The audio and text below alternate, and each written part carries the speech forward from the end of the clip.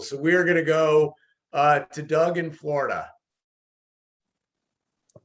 Thank you, Scott, and thank you, Robert. This is terrific and well worth the reschedule. And I say, screw the Dos Equis, man. You are clearly the most interesting man on the planet Earth. I'm going to pivot a little bit away from the sports-related grind, if you will. You had mentioned, or Scott did in the opening, or you did, that you've been to some maximum security prisons and spoke to some inmates, maybe continue to do so. That caught my attention a lot because I'm wondering if there was a red thread that you found in those sorts of engagements and speaking with those folks that are incarcerated as to perhaps, I don't know, common reasons why that you've found that they're in the predicaments that they're in, anything that is lacking that you could share with the group. I really like prisons because I really like guys. And I really like guys because we're guys and we screw up. And some guys end up in prison, some guys get out, some guys escape, from the hammer coming down. But guys are guys. And somewhere in our lives, we do stupid things. Some have huge issues because of it. When I go into prisons, like Susanville, which is Northern California, is a level 5. It's the highest in the state. It's 4 yards, A, B, C, and D yard. It's 1,000 guys life without. B yard's 1,000 guys life without. C yard is 1,000 guys life without. And D yard is 1,000 guys life without. And the hour a day that you get to come outside your cell, they put you in cages because you're crazy. And my TV program went into 5 prisons, 4 in Nevada and the California one. And I would get the phone calls from the wardens and stuff. Hey, Owens, you ever come up visit? All these guys watch your program because we'll let them watch your program. We'll let them watch certain things. We'll let them watch you. And so I go up there, and what I learned over 20 years of hanging out with guys, murder one guys, crazy guys, nice guys, sweet. Like one guy, I said, he's playing checkers with another guy. And I go to him, what's your deal? What are you doing in here? And he goes, hey, Pastor Rob, nice to see you. I said, you watch TV? He goes, yeah, I know you. I said, you're a nice old looking guy. What the hell you do? He goes, oh, I made a mistake. I said, like, what did you do? He said, I'm in here for murder one. I said, well, how'd that happen? He goes, well, I came home and I found this guy pounded my wife in my bed. And it just pissed me off. And I pulled out my gun and put a bullet through both of them and killed them both. I shouldn't have done it. I've never had a parking ticket in my life. Never been in trouble. It just got me that day. And I could go on for hours with the stories of the different guys. One guy, I have an offensive lineman for UNR. He's from Northern California. He's a full scholarship kid, 3.5. All of a sudden he's gone. I go to the coach, where is he? He's in jail. I said, where's he at? He's up in Susanville. I go, what? So I go up to Susanville, I go to intake, and there's my offensive lineman at 22 years old. And I say, in an orange jumpsuit. And I go, what are you doing? He goes, California has a 3-strike law.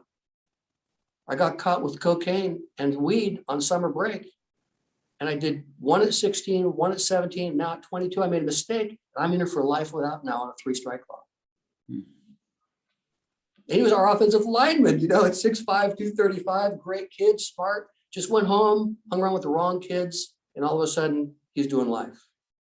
So I would say if there's anything, it's the lack of fathering and the lack of male role models that have impact on these guys' lives.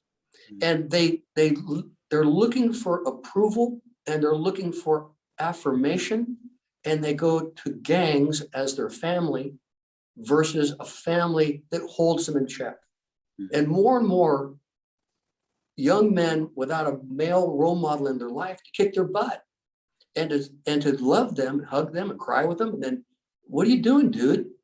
You know, if you don't have that kind of wrestling coach, that father, if you don't have somebody, then he's going to drift off to find what real manhood is. And real manhood is all the externals out there versus the internals. And here's your thought. The less self-government you have inside, the more external government you have to keep the animals in their place in society. The more prisons, the more cops to have to keep the inmates from doing stupid things. So if you can get a kid with self-government, right and wrong, self-discipline, maturity, good decisions, don't do what you feel, don't be a follower, be a leader. If you can get that, kids can pretty well make it through up to 26 without killing themselves or doing something stupid. But if they don't, and I had 5 kids, you know, if they don't have the self-government, then they do what their friends do. They do what the bling is. Who's got the bling? Well, how do I get the bling? You know, all the external stuff that you find out aren't anything, but they're huge when you're young. If there's not another voice in your life saying, don't do it, that's dumb. And so I'm always in prisons going, gosh, I'm so sorry you're in here. I like you. You're a good guy, but you deserve to be here. You know, you're going to rot here, but I just wish you hadn't made that mistake and listened to those guys or spent time with those guys. Where was your dad? Or where was your brother? Where was somebody in your life? What's really hard for me is when I go into high schools, when I do that winner and loser thing, I'm oftentimes in low income high schools. And when I put who are the name a loser, almost every time they mention a family member. When they say who's a winner in your life, it's always a TV star or a pro athlete or a Hollywood person. The image of the success is that big, you know, thing out there. And then the loser is the one that I live with. It's in my family all the time. And I think, golly. And so when I go in, you know, I say, hey, you guys, you know, how many losers we got in here? How many winners? They all laugh. And I say, can you change some of these losing characteristics and put them in the winning column? Because we all have losing characteristics in our life, undisciplined or lazy or tell a lie or whatever. And we all, if we can move some of those into the positive category, from the negative to positive, just one a year, one every 6 months or something like that, you can get them out of that rut. And they know the difference, but they don't have the role models, the friends to help them. They're all struggling, trying to figure out what life is, as I did, or maybe you did.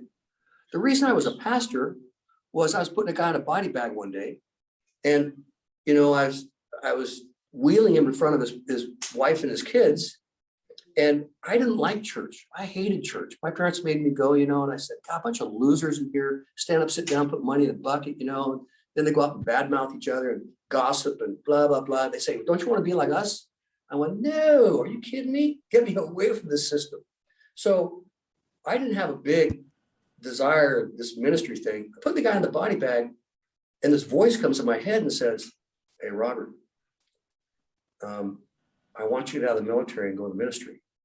And I went, no, that's the devil. That is not God speaking to me. I hate that system. I don't want to go back. I did years in that system. And then nothing. The voice went back later on after deliver this guy in a body bag, going back in my helicopter, and says, why don't you do something with kids? Do something with screwed up kids like you would. I could do that.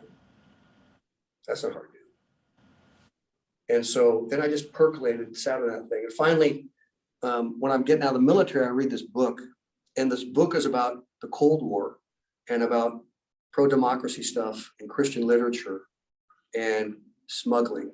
And I read this book and I thought, well, if I'm going to get out, I'm going to be bored. I had to get out of the military because we have budget cuts. And they came and said, 20% of your unit has to quit. Across the board, all you pararescue guys, you got to get out. So you have a war, budget cuts. Which one are you going to get out? My guy came to me and said, hey, you know, you're one of the younger guys here. I think you ought to get out, go back to college, GI Bill. I said, no, I love it up here. I love what I'm doing. all right, well, I'm gonna have to cut some people. And I went, crap. So anyway, he said, I'm gonna cut you. And I said, thanks so much. What am I gonna do? I'm bored. So I said, I read the book and I wrote the book. I wrote hey, I'm special ops guy. I'm getting out of the military. Can you use a guy like me? And wouldn't you know it, the guy writes me and says, I want to talk. And all of a sudden I have lunch with this guy. And what he did was really interesting for me.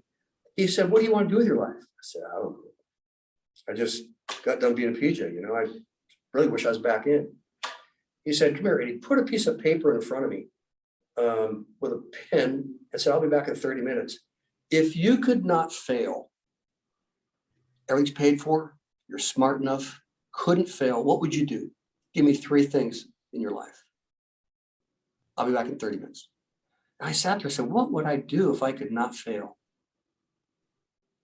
And so I wrote down, number 1 would be adventure. Number 2 would be travel. And number 3 would be helping people. And so he came back with a piece of paper and said, you want to work with us? I said, what do you want me to do? And you guys would love the story. Nobody ever asked this question, so it's running on a little bit here. He said, I want you to fly to Denver. And he bought my ticket. I got to Denver, a guy picks me up at the airport. He drives me to a motor home factory. And I can't mention names and stuff because they're national brands. And I go, wow, there's a big factory. We go through the factory and then there's this wall and pushes the button, goes, and all the motor homes in the back were all customized smuggling motorhomes. Thank God they weren't in the drug business back then. And so he began to say, this motorhome, this size motorhome, this is how the walls move, this is how the bottom moves, these are steel plated floors, you know, all this stuff. He says, I need you to take this motorhome down to Houston, and I need you to take it down there and put it on a boat. Then I want you to pick it up in Amsterdam. And we go to this town, blah, blah, blah. They'll be waiting for you in Amsterdam. You'll get your orders when you get there. And I'm 27, maybe 26. I started this while I was in college. And so I go and I deliver the thing and they said, here's where you're going. And here's your stuff. And when you get to the Romanian border, burn this stuff. Here's your partners, 2 other guys. Memorize all this stuff, what you're gonna do the next 2 weeks.